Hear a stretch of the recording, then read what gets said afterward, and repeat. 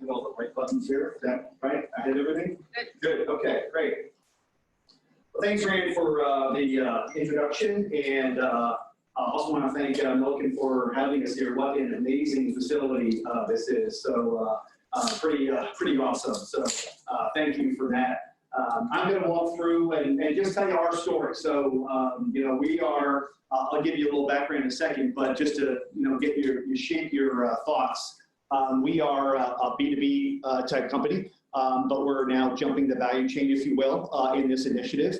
This is all new frontier for us, big new frontier. So I'm just going to share our story and tell you along the way what were some of the considerations we had at the time. We're about 1.5 years into it, and so the story's certainly not told or not done yet, and we have a ways to go.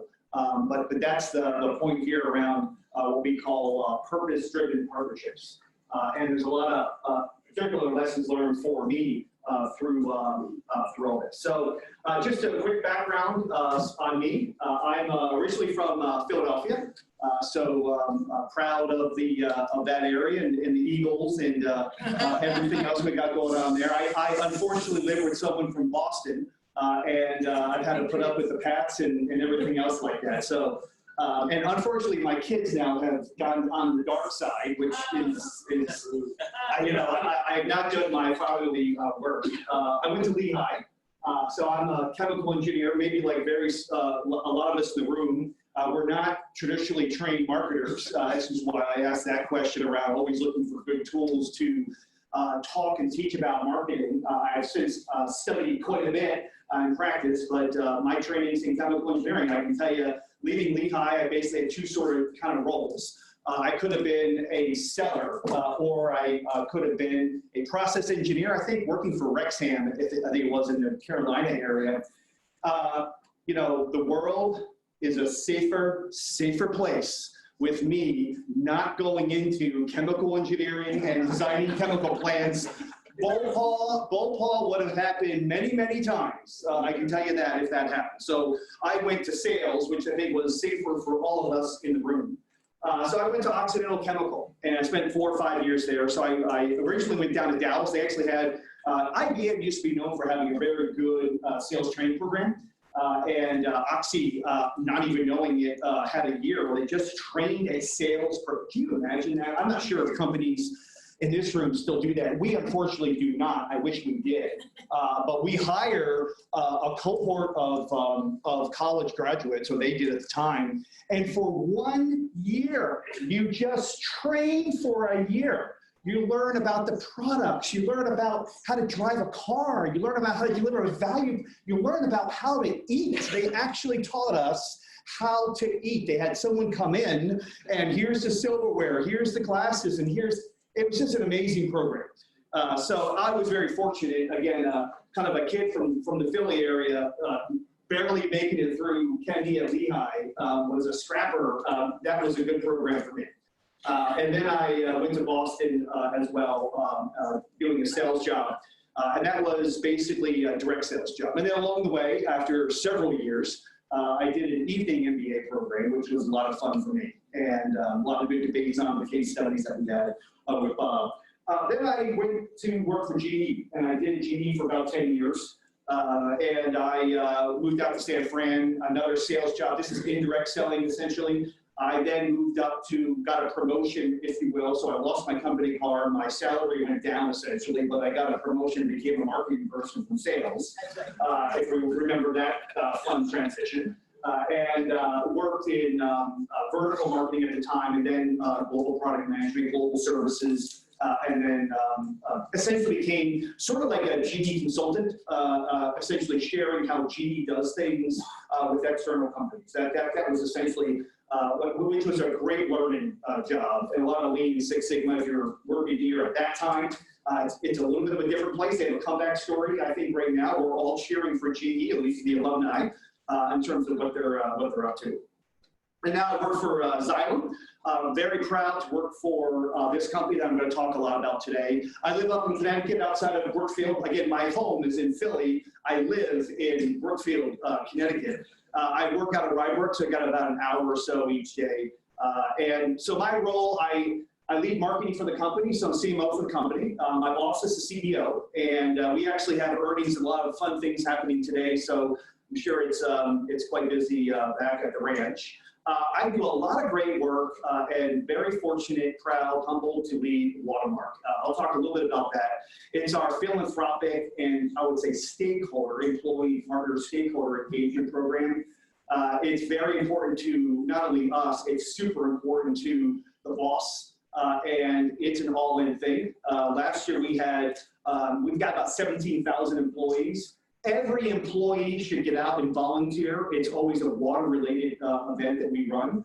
But we ran 950 events. We had 10,000 of our 17,000 actually got out. We give them 8 now. We'll give them 10 hours paid time off, essentially. They won't technically use all of those terms for a variety of reasons, but essentially they've got 10 hours throughout the year to go get into an event that we're organizing. Again, there's almost 1,000 of them. And then we've now pulled in 3,500 of our customers. We did an investor clean a river in London. So we're a water-based, water-focused company. Everything Watermark does will always be water-related. So it's really unique in that way. And then I work with our general counsel, who is absolutely fantastic, Claudia Toussaint, around our sustainability strategy. And she has lead on that, and I do a bit of a helper job on that piece there. For us, we're a water technology company. We move, clean, test water. That is very sustainable in what we do. So our kind of core work hits sustainability. When we think about sustainability, it's a bit broader than a traditional thought process. So we think about first helping our customers be more sustainable, right? How can they reuse and use less water and recycle water and all kinds of things like that? So how can they be more sustainable? Step 2, traditionally, how can we run our factories and our operations in a more sustainable, responsible way? And then 3, how do we connect with communities that we live and work in? And so that's basically the broad context of sustainability for us. I won't talk too much more about it, but it's very important. It's basically how we run the company. That's our strategy if we were kind of double click into those pieces. And this is the personal side of it. So I'm married. I have 5 kids. As you can see, my kids seem to love almost every animal on the planet. As much as I'm resisting having them in the house, I've lost count, and I just, it's trouble. So for me, when I'm on the road, sleeping well is certainly something that happens sometimes better on the road than at home. Maybe some of you can relate to that. Love the family. We've got a lot of great things going on, but it's a little hectic at home from time to time. Okay, so I think I'm going to hit a video real quick. I think a video does a good job in terms of telling you what the company does. So let's see if I can get this to work.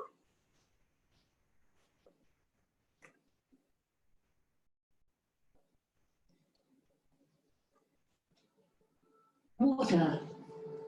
It's vital to human life, the very survival of our planet. But water challenges are growing more intense than ever before. Increasingly volatile weather patterns fueled by climate change, crumbling infrastructure, pollution, and overpopulation. But now, new technologies are offering bold new ways to protect and optimize water.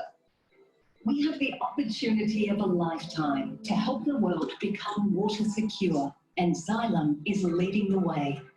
Xylem is a Fortune 1000 global water technology provider. We have a century-long track record of trust and reliability, providing leading-edge technologies, expertise and equipment to utilities, industrials, and other users of water. Now, we're leading the digital transformation of water, discovering new ways to harness the power of data and analytics. Our commitment to sustainability is fundamental to our business strategy, guiding everything from how we design new products to our culture and people. Through our corporate social responsibility program, Watermark, Xylem employees have volunteered more than 100,000 hours over the past 3 years. Xylem is working every day to bring water technology and innovation to communities and people around the globe, raising awareness and reaching new audiences, helping create a world where water is more accessible, affordable, and safer for all. Water is always moving, and so are we. We're pushing forward, pursuing the opportunity of a lifetime. We're Xylem, and we're solving water. Join us.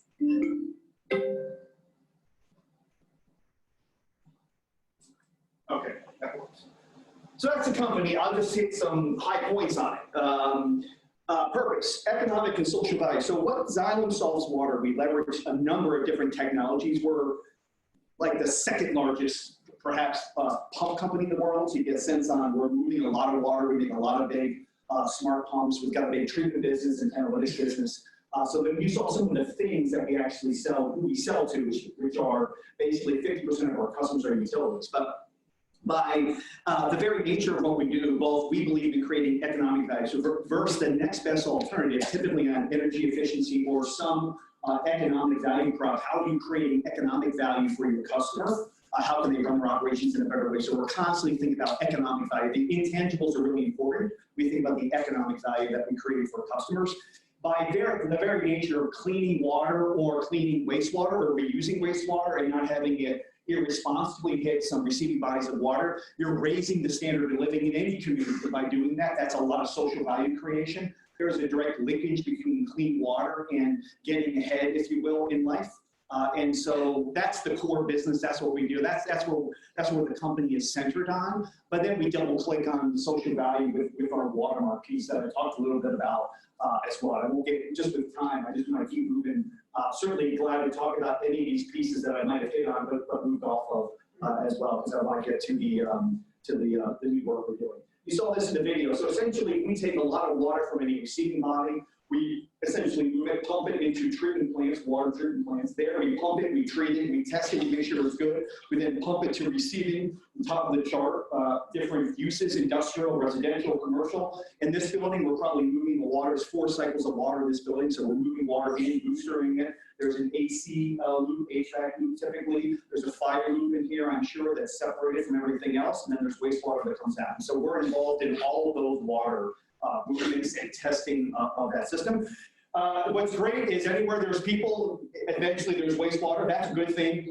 That's a really good thing. This is a real big challenge in marketing when it comes to the water industry and the terms we use, which is a whole nother subject that is really interesting. I'll just simply talk about wastewater for now. I think you know what that is. It then goes to our wastewater treatment plant, which we move it there. That's one of our core businesses actually, is moving wastewater. That's one thing you don't want to not be able to move, because wastewater never stops coming. It keeps coming. If you can't get into the next place, it will start spilling out down Main Street, and that's not a popular thing, right? That's not popular. So no one ever got fired from hiring IBM.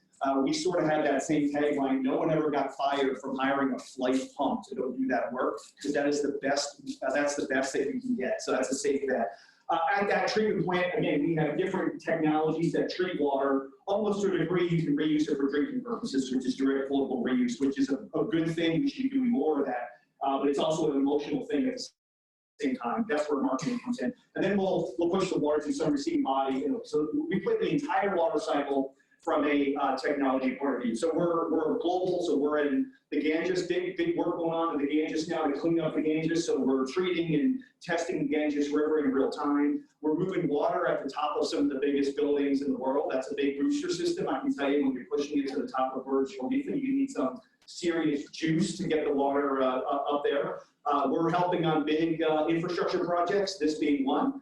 We work with a lot of folks. Singapore is really an interesting place. Singapore doesn't have enough water to sustain their society, so they actually buy 40% of their water from Malaysia. At times, Singapore and Malaysia don't get along. And at times, Malaysia says, maybe I'm going to just turn that spigot going down a little bit more. And so Singapore wants to be totally self-sufficient when it comes to water. That means you're recycling water. That means you're buying a lot of technology to enable yourself to do that.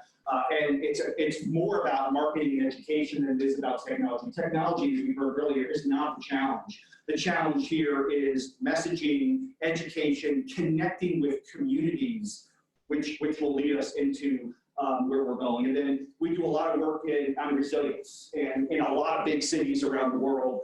Superstorm Sandy was one in different pieces, but this is New York, obviously. We do a lot of work in New York from all water running in around New York. So it's a fun job. If you can't tell, I love the company, love the job, and love what we do. We also give back, and we build a lot of water towers in different parts of the world. These are communities that don't have access to clean water. So a quick stat, there are about 800 million people that don't have access to clean water around the world, about 2.5 billion that don't have access to sanitation. There's 1.5 million people. I was just somewhere yesterday, you'll see later, getting them back in their home because they didn't have clean water at their home, and they got evicted because they had kids. And there's 1.5 million people in the United States that don't have access to clean water, that we know of.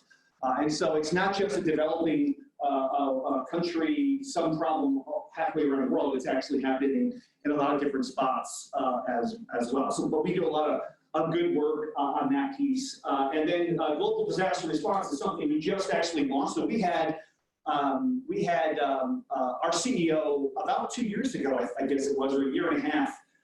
We have a lot of leadership development programs in the company, and one, we had young leaders, and they basically say, why don't, I mean, we're a water company, there's a lot of water-related disasters, why don't we have a disaster response program? And his response was, and if you don't follow, his name is Patrick Decker, if you know, we were talking to some folks earlier, some folks follow him on Twitter and whatnot. He's a really interesting person to follow if you want to follow someone different and unique, and very open and transparent about a lot of things. And so he said, great idea, go make it happen. And then 6 months later, that group essentially started what now is in our area, which is a global disaster response. We've responded to 11 disasters. You can see the ones on the right, I just cut this off our site. So we hit Ida last year, we hit the Bahamas last year, Zimbabwe. So this is where we're moving our equipment and our people into the zone. This is typically flooding, and we're moving massive amounts. We're moving Olympic-sized swimming pools every 10 minutes or 5 minutes. Out for every pump. You get multiple pumps. We're moving multiple Olympic-sized swimming pools over the course of a few minutes. That's really important for people to get back into their homes. Typically, they go back too early. They walk through disease-type water, and you have your second kind of overflow into hospitals that happened in Kerala. Was well documented in India about a year ago. Our vision, essentially, to use technology to enable people to live the life they want to live. Water should not be a barrier to that. It's very simple. Okay, so now I want to pivot here a little bit and get into our talk. So these are the realities in the water industry. You have essentially declining supplies. Water is a finite resource. Some folks, this is a new idea, but this is, and maybe news, but there is no manufacturing plant that makes water. The water we have on Earth is all that we're ever going to have. You cannot make water. That's it. It's a finite resource. The water that you're drinking here today, that water actually was drank by a dinosaur. It went through the dinosaur. It became wastewater. Then your great-great-great-grandparents drank the water and other things. It became wastewater, went somewhere, and now you're drinking that same exact water. Same exact water. So when it comes to reusing water, all water is reused. It's just a matter of the time in between when it was last used. But it's all reused. And it's just not a concept we think about. And so that's one of the challenges, actually, that I'll do a quick maybe survey as I was setting up, just as had a quick idea with the group here. Infrastructure in most parts of the world, out of sight, out of mind. In the US, it's a D minus. Is that fire alarm, or did I break something? It's just about a flash flood. Oh, yeah.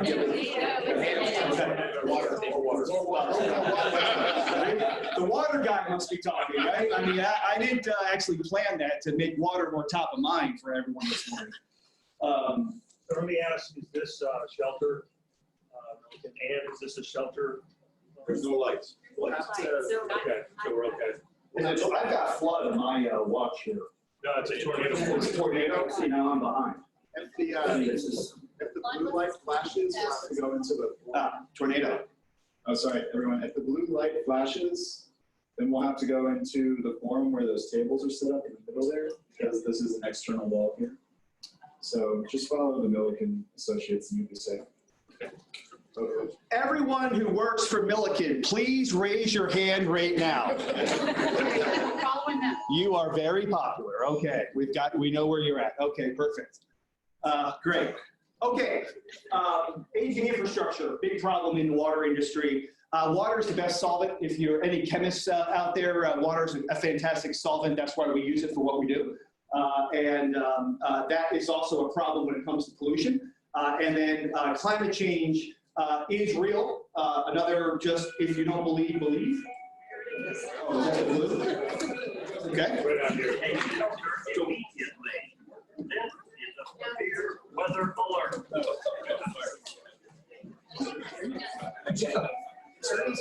Hey, yeah, this is great. Milliken folks, where are we going? This way. Weather alert.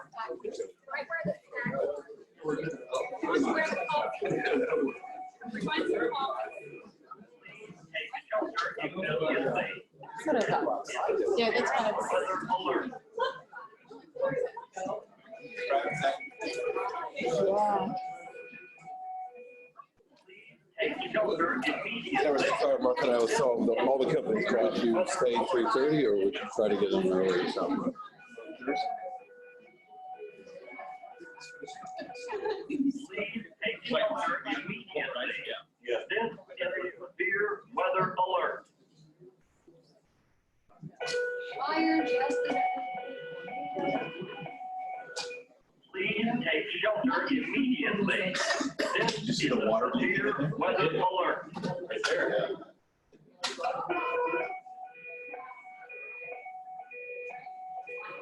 Please take shelter immediately. This is a severe weather alert.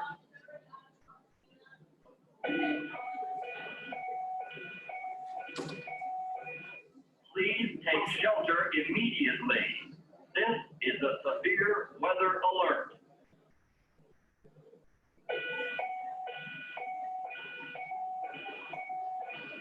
Please take shelter immediately. This is a severe weather alert.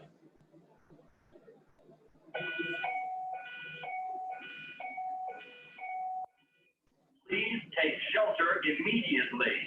This is a severe weather alert.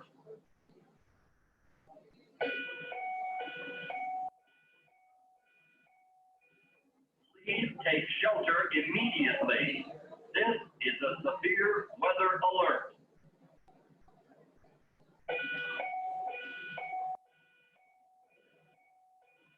Please take shelter immediately. This is a severe weather alert.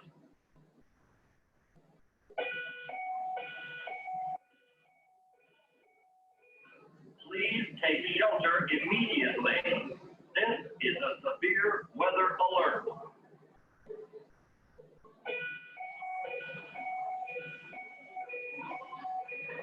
Please take shelter immediately. This is a severe weather alert.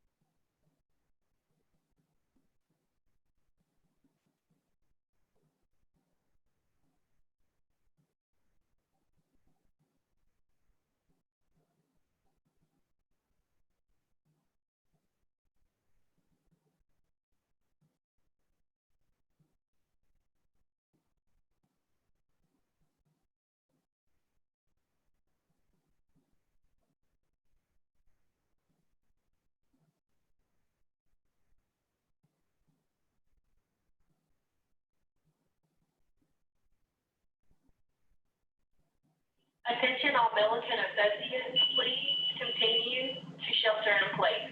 Thank you.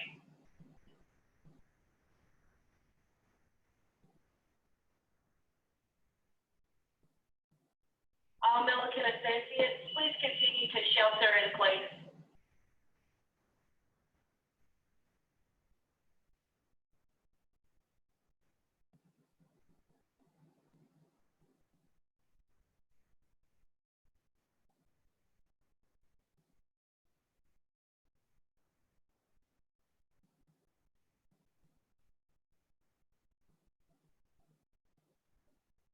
All Milliken associates, please remain sheltering in place.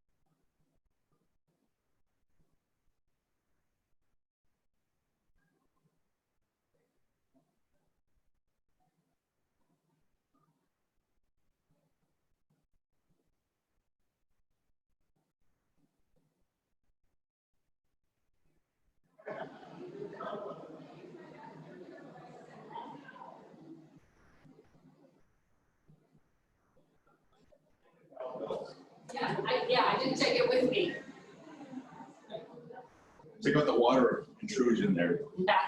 Does this go directly outside? This does. Maybe there's some opportunity. That's foreign out there. I don't think it's very hard. So that's the flood warning right there. Water was leaking in here. Oh, nice. Okay, so at least we know where the.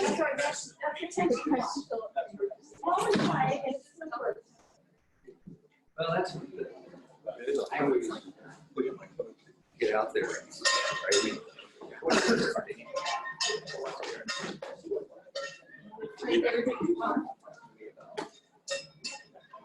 That's real. When you see it, look at it. This is outside. This side wall. So it's not quite safe. Water's Oh, I'm sorry. Oh, this one. That's what's nice. That's featured in my book. Additional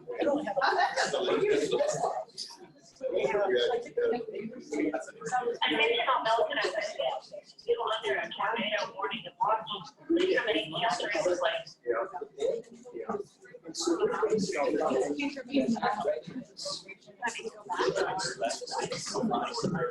Which way?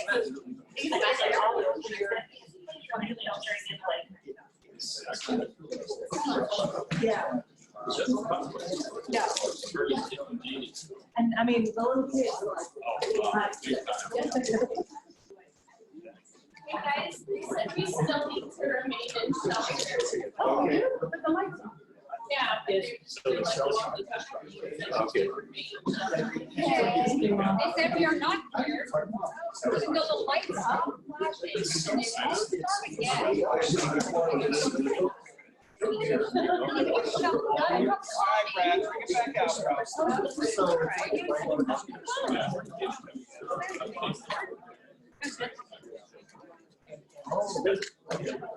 Brad, bring it back out, My children. I don't really know the system.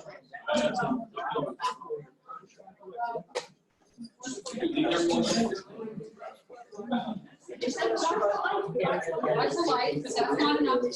They have to give us a warrant, they have to give us a dog. There was a,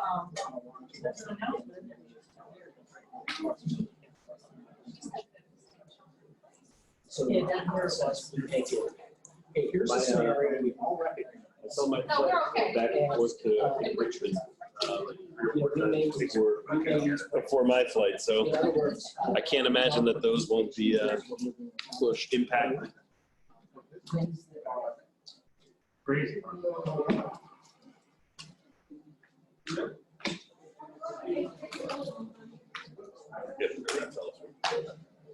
That's what happened yesterday.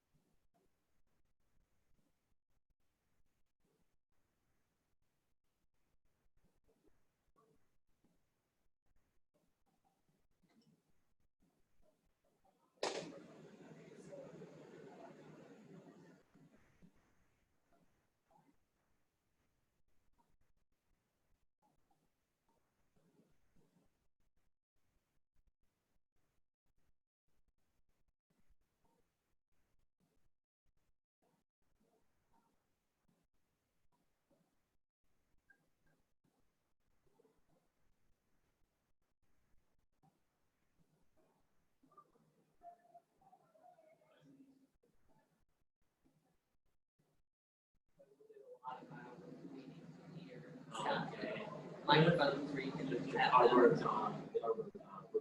does it? Yeah. Another thing. For a second, everything for the second program. Yeah. Yeah, for the Yeah, Will did a lot of our senior leadership. I think they are.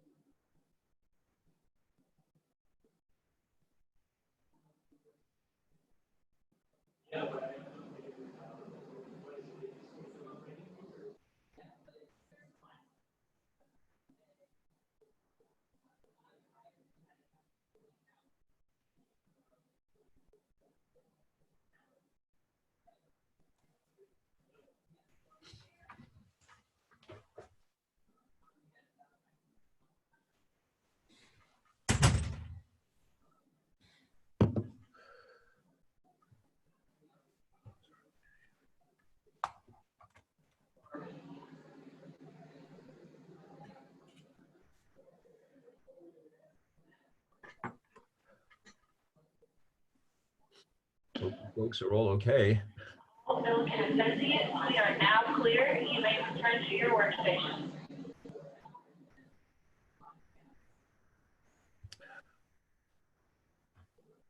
Some scary weather blowing through your area. Attention all Milliken Associates, we are now clear. You may return to your workstation.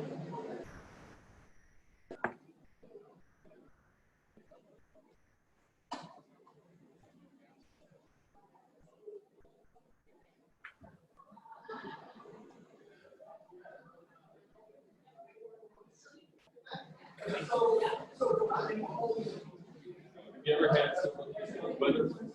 No, never. It's not even snow. Okay. No, it's not snow.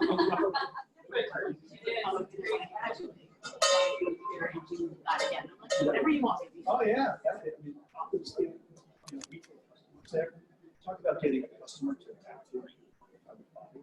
you take them through that for 3 or 4 days. You get a water hose, an hour in what sea. Yeah.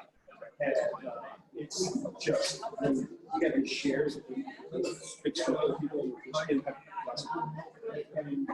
just talk about what was your day like.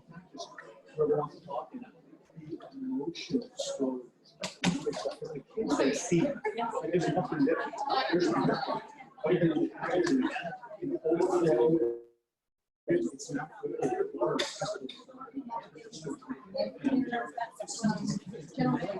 show up. I don't have this. You're a hero.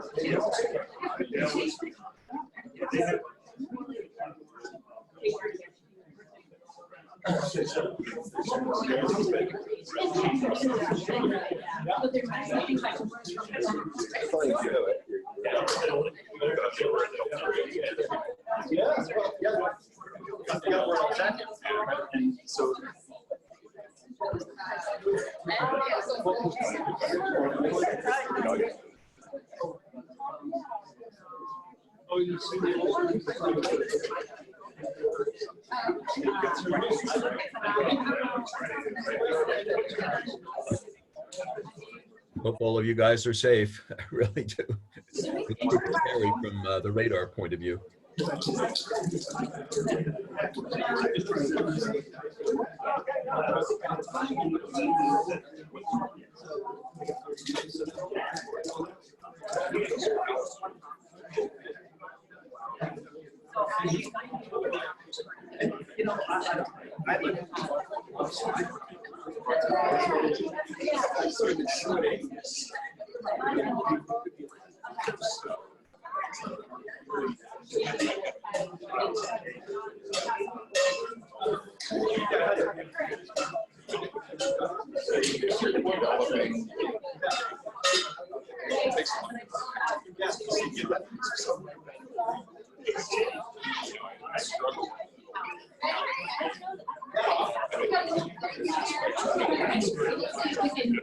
see if I can start again, make sure everybody, we have our second like unscheduled time. So we're gonna, Joe, just take your time, don't rush, we've got plenty on that.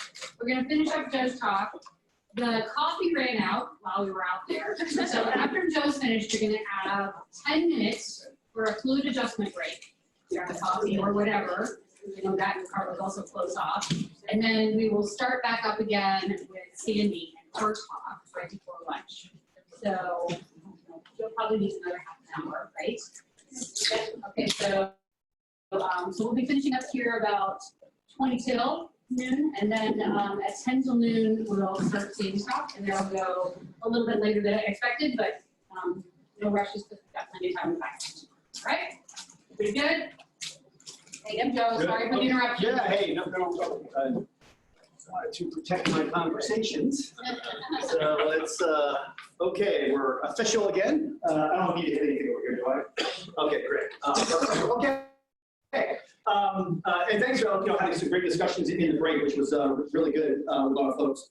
So I'll just try to keep moving here because I'm conscious of time, and I want to show you some of the thought processes we had. So essentially, big water challenge is what this slide basically says. When you look at some of these next ones, and I think we get this during some of the my conversations at break, I was just talking about a finite resource, so that's water. So there's only so much water on Earth, you can't make new water. Unfortunately, when we pollute water and do other things, the amount of water that we can actually use goes down. It doesn't go up. And there's a lot of fun kind of maybe other tidbits if you're interested on break around thinking about water and what's going on. But more people around the world are living in water scarce regions, either not enough water or polluted water or one of the two. Demand's increasing. So even I'll give you one. There's many drivers. One example could be diet, right? As different demographics around the world go from a vegetarian-based diet to a meat-based diet. A meat-based diet is like 10 times the amount of water, right? How much water is in, this, it's called the water footprint here. Can anyone know how much water is in this cup of coffee? Like 30 cups of water go into the cup of coffee because of the water intensity to make the beans and make the coffee and all those things. So your choices matter. And so as people around the world, diets, one, there's many choices, change what they do, the water intensity goes up, right? And so that's what that slide says here. But here's the unfortunate piece. I want to do a quick maybe raise of hands. But the unfortunate piece of this is that most people take their water for granted. They really do. And they really don't know too much about the water. So not to jump ahead, but how many people here, maybe Bob, what do you think is how many people in the room here? Just do a quick segmentation. There's like 30 people here or something like this? I would say there's about 52 people. Okay. Yeah. Bob, that is amazing. Raise a hand. How many folks at home know where your water comes from? Where's your water come? 1, 2, 3, 4, 5, 6, 7, 8, 9, 10, 11, 12, 13, 14, 15, 16, 17, 18, call it 20. Just where does your water, I just want to hear. So 20 out of 52. So where, just shout out where your water comes from. Lake Jordan. A well, Lake Jordan. Very nice. Lake Erie. Lake Erie. Very nice. Quabbin Reservoir. Oh, a reservoir. Love it. Love it. Fantastic. Secret Fourth River that runs under Pittsburgh? The secret Fourth River that runs under Pittsburgh. Very nice. Okay, this is actually this is almost 50% of the people. We've got a well-educated group here. How about, second question, roughly what do you pay for water? Too much, okay. $30 a quarter. $30 a quarter, okay. I have a well. A well, fantastic. So do most folks know roughly what you pay? How many people know what you pay, roughly? You know the price of your water? 1, 2, 3, 4, 5, 6, you got your bill, and okay, so that's pretty good. That's actually, I'd say maybe 30 out of 52. So we're just passing the 50% mark in terms of knowing what you pay for water. Show of hands, which do you trust more? Do you trust your municipal water or the water that comes out of your tap? Or do you trust tap water from a quality point of view? I'm sorry, bottled water. Do you trust tap water that comes out of your tap or municipal water, or do you trust, here you can always use, it's not a conjoint, I guess, this is a forced one or binary, one or the other. So who trusts their municipal tap water the most? 1, 2, 3, 4, 5, 6, 7, 8, 9, 10, 11, 12, 13, 14, 15, 16, 17, 18, 19, 20, 21, 22. 23, 24, maybe 25. So about 50% of the people trust their municipal water over bottled. I assume the rest would be bottled water. Okay. So it's about 50, 50, 50. That's actually that is more than we typically see. But this is the issue. The issue is most people don't know where their water comes from. Most people don't understand the quality of it, and there's a lack of trust. Now, the lack of trust is a whole nother issue that we solve, but we won't necessarily get at it in round 1 of what we're doing. We looked at some of our customers. This is just a couple. I could give you a very long number of examples. Sao Paulo ran into a scarcity situation. They almost ran out of water in their dams. And I can tell you, when you run out of water with a city that has, in this case, 23 million people live in Sao Paulo, when you run out of water for 23 million people, there's no, I know Penn State's good on supply chain management. I think they're kind of stand out for that. Even Penn State's supply chain management's best professors and students could not solve that problem. That water and supply chain you will not solve. You cannot truck in enough water for 23 million people. That's called game over. That is actually what we call in the industry day 0. Day 0 is when you literally run out of water. It happened in India this past year. They literally hit day 0 in a few of their cities. Is that blue? Please take shelter immediately. This is a severe weather alert. We're back. Yeah, maybe I should just continue my talk out there. That'd be great. Yeah, let's do that. Yeah, I can do it if you want. Weather alert. Weather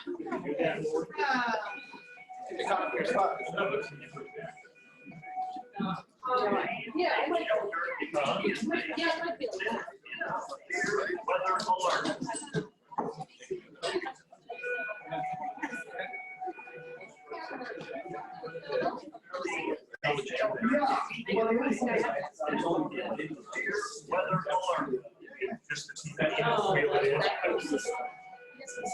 Well, you could do that right here.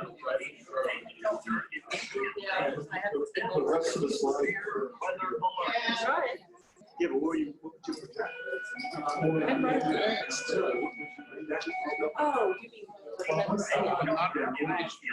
Yeah. Weather alert. So Lori's gonna take this one. Really only takes me 12 hours. Hey.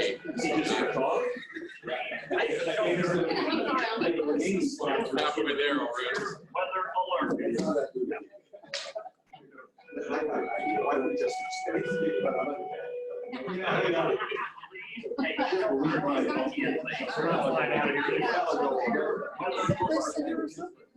There is a guy that's speaking from the same group. They're lawyers.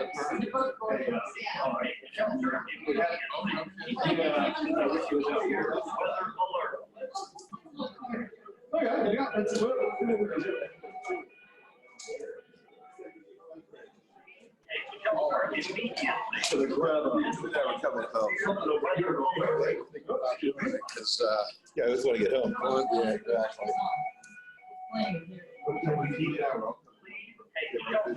Yeah. Yeah.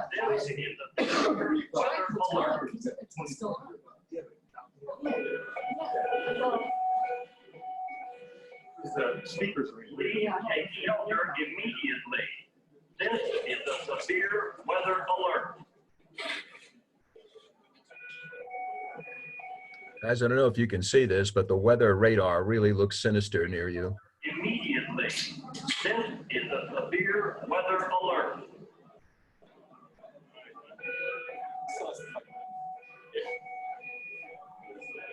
Please take shelter immediately. Exactly. This is a severe weather alert.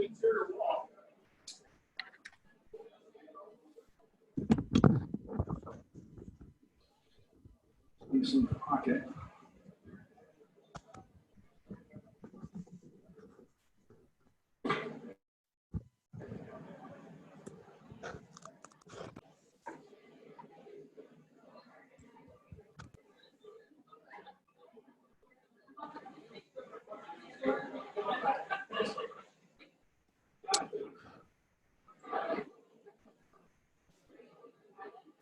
I don't know if you folks can hear me, but the weather radar in your area certainly does look sinister. So I would take the drill seriously. Yeah, and I think you could do it. Hi, I'm Leanne. Oh, hey, Leanne. Okay.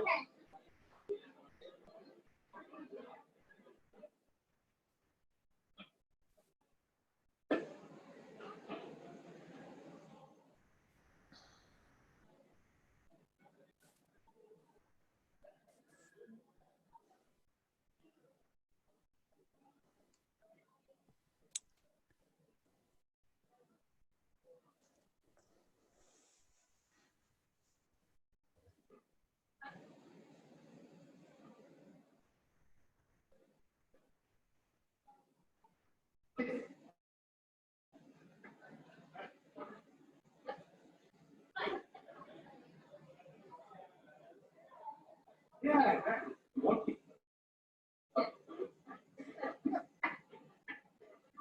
Let's see.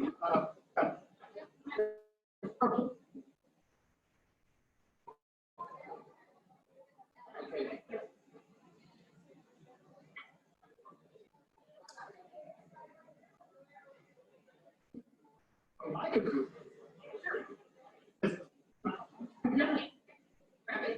You want me to? Yeah, you want me? Yeah, afterwards.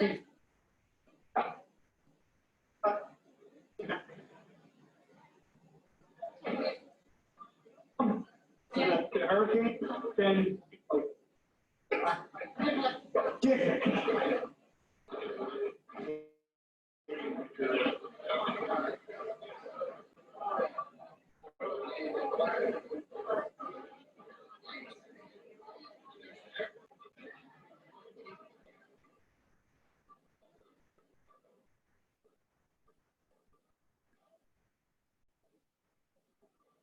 Oh.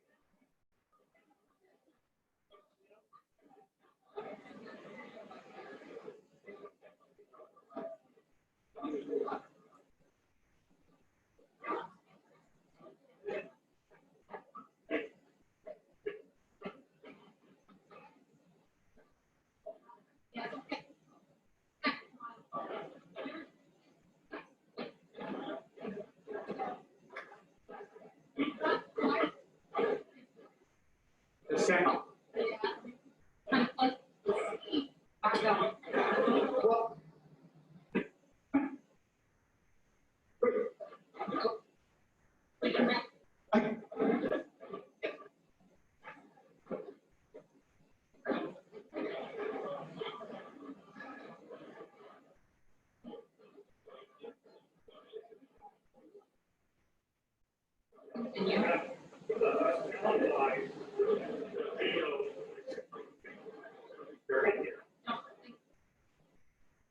So maybe.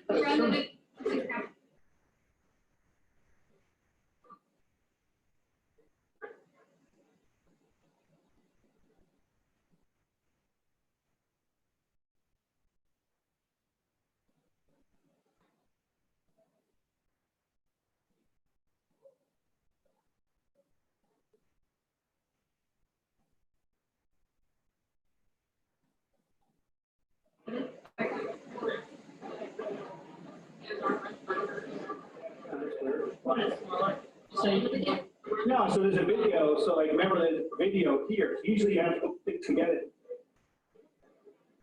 But if you want to be showing up.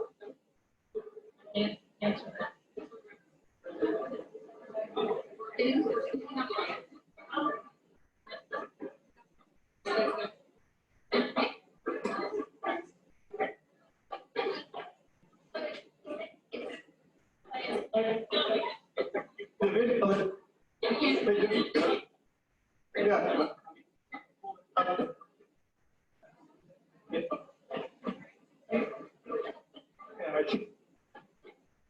Only to plug into, right? Oh, there you go.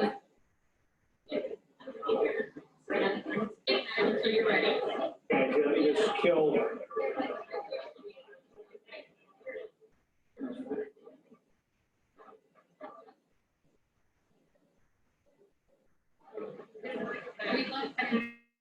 Marketing team here. So I'll just go to that video now and see. Speaker is like actually up there, and all these people in here, I can hardly hear. Well, yeah. Talk about Oh, everybody. there we go. So let me just, so,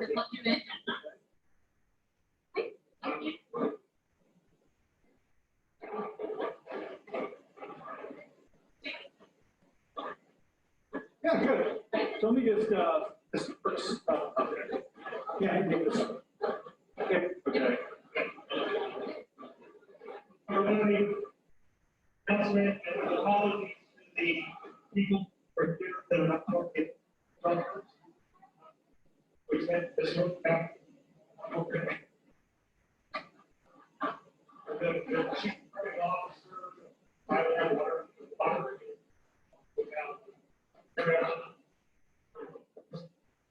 Down pretty all the way at consumer level.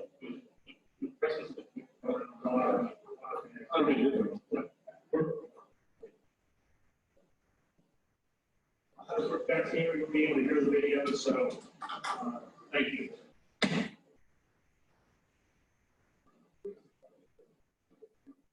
Gonna test the video.